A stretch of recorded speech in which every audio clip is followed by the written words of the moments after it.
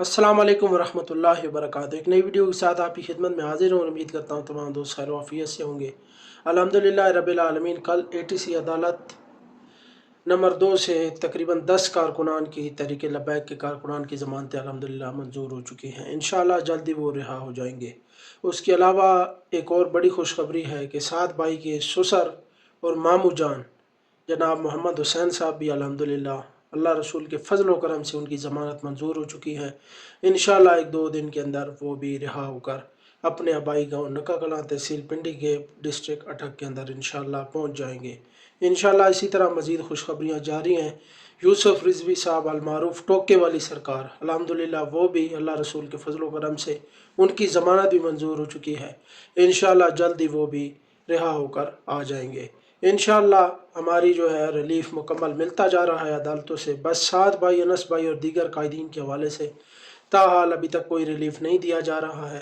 इंशाअल्लाह काफ़ी उम्मीद है कि हमारे कायदीन भी जल्द मंजर आम पर उनको भी लाया जाएगा, उनको भी इंशाअल्लाह रिहाई दी जाएगी।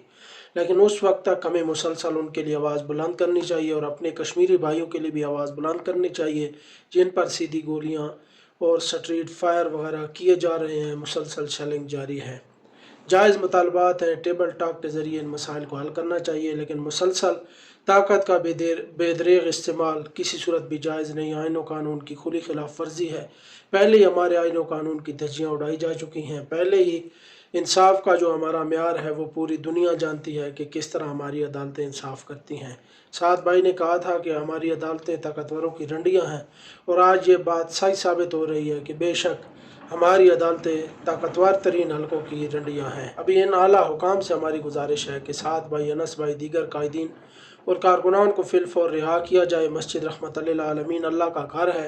जो अल्लाह के घर को आबाद करता है अल्लाह ताला उसकी नस्लें आबाद करता है, और जो अल्लाह ताला के घर को बंद करते हैं तो अल्लाह ताला उनकी नस्लें भी बदबूदार कर देता है।